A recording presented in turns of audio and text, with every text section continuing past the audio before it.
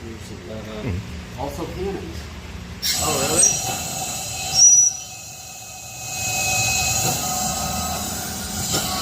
This is a 275 RPM engine. What it has really over on the other side of the crankshaft, and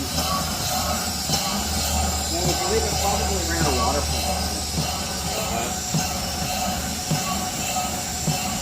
Wow, that is cool. And depending on what equipment it was hooked to, whatever RPM it was set to, it changed fully size. So,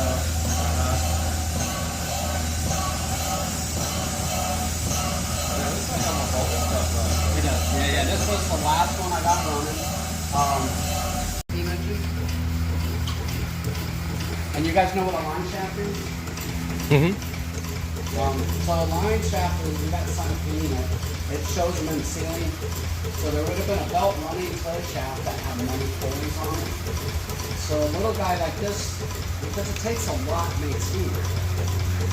We could have ran as many as 20 sewing machines in a textile factory. Marine engines didn't have flywheels. We actually put a flywheel on this one. The prop was the flywheel, so we just called the prop a wheel.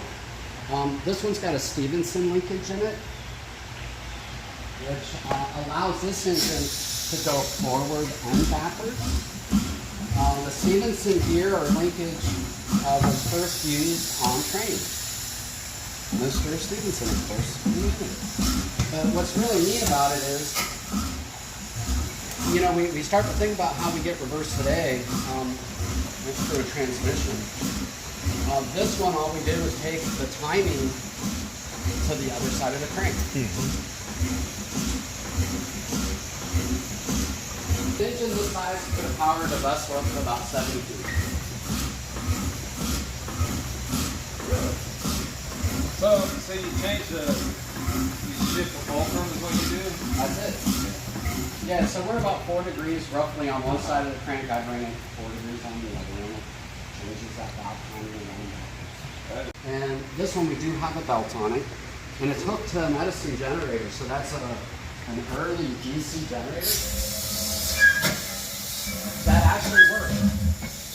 So this would have powered up a small factory or small town. It's got the gravity feed glass boilers on it. These things they're a mess, actually, in their working environment. Lots of oil on it. This one runs 300 RPM working speed. You can see, I mean, we're running about 10 pounds there.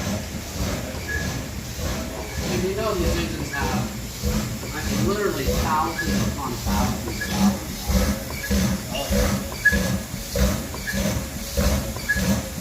That thing still generating? It does. Does it really? Yeah, I get 2.5 volts out of it. Yeah, if we could kick the RPMs up, we'd get more. It takes 1,400 RPMs to get 240 meters out. It's a pretty neat piece DC. Yeah. So what we were going to do is try to do a table.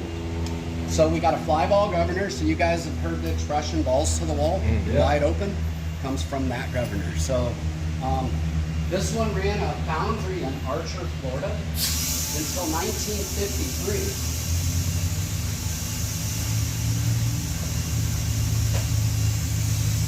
Sometimes they fall on the exhaust.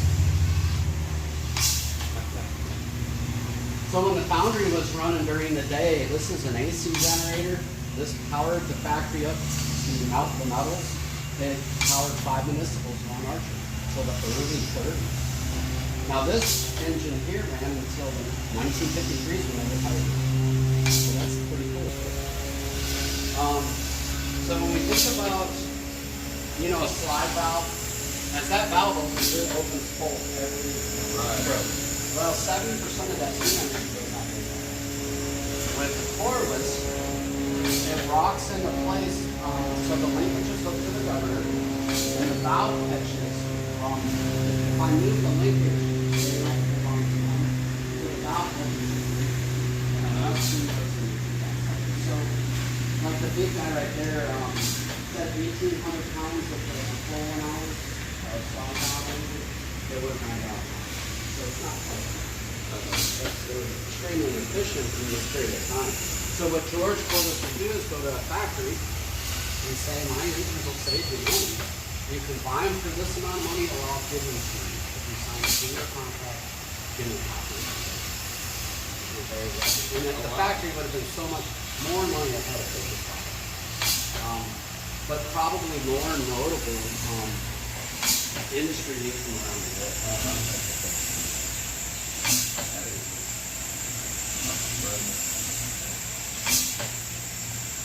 Yeah, this is a 150 RPM machine. Power to line shaft. That's how it was found in the foundry here in Archer, Florida. Real simple. Yeah. 600 horse. And engines this size were built in place. So they didn't build them in a factory and move them. A lot of the time, like if this was going in a building, it was built right in place. Do you do stuff with the steamer? What is that, Rob? There's air going into it.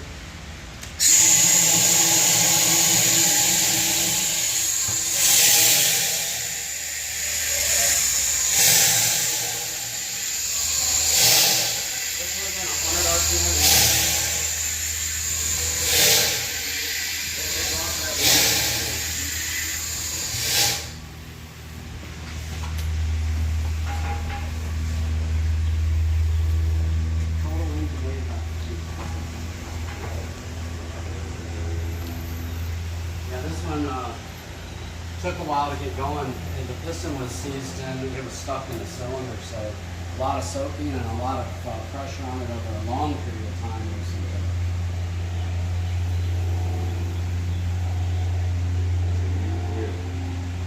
That's 12 feet. We have an activity inside, an activity room.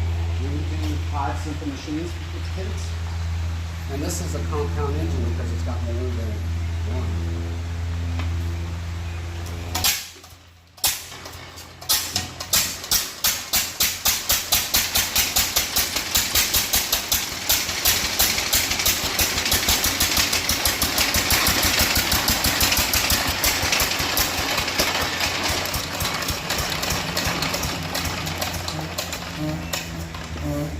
Kerosene engines, of course, start on and actually run on regular fuel until the hot tank's down. It's warm enough to transfer it over to kerosene.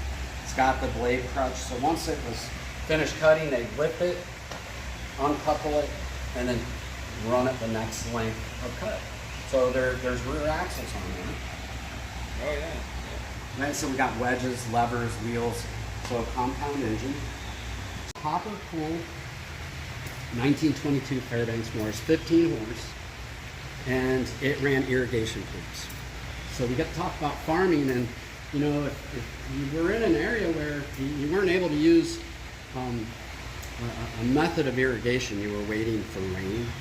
Well, now we have a gas-powered water pump. You know, it drives a water pump.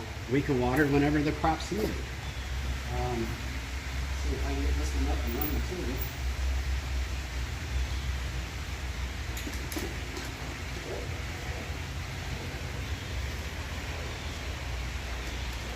All these engines did need to be primed in the day. Atmospheric valve, very basic fuel delivery system. Compression release. See if this thing will fire up. Gravity fed oiler.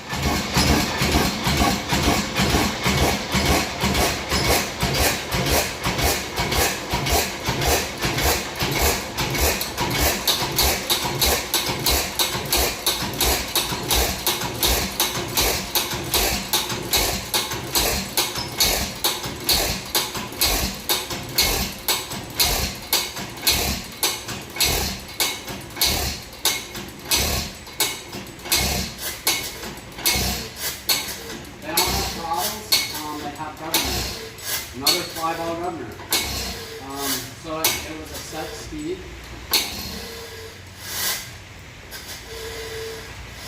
The other thing neat about the older stuff out here is you didn't have to bring it into the shop even for major repair. Yeah. You can work on it. It ran pump jacks. This engine's pretty cool. It's an early 2-cycle. And they designed this to run off the natural gas that was coming out of the ground oil. Instead of bringing a fuel source out where these things were pumping oil.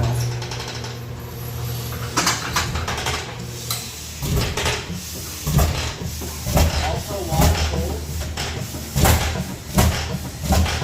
They fire these things up and run them out.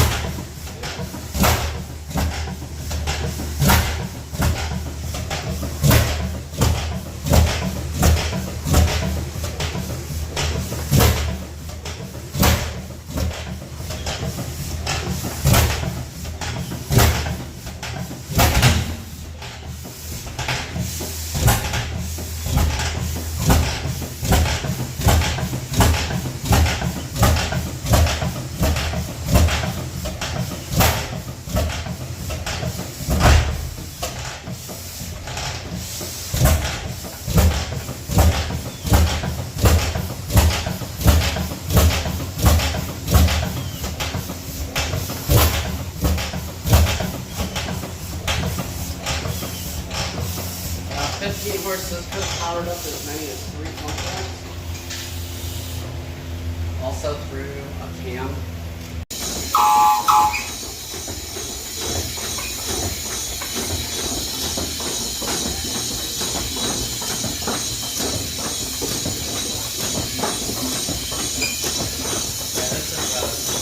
They call it a 1650.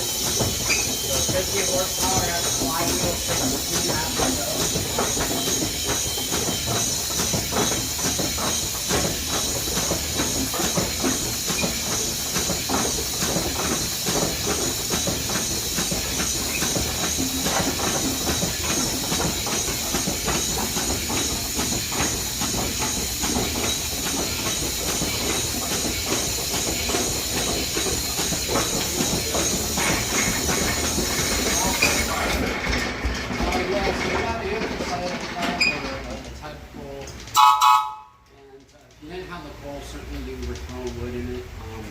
These were dangerous. This has got a roll boiler. Boiler goes the length of the rivets.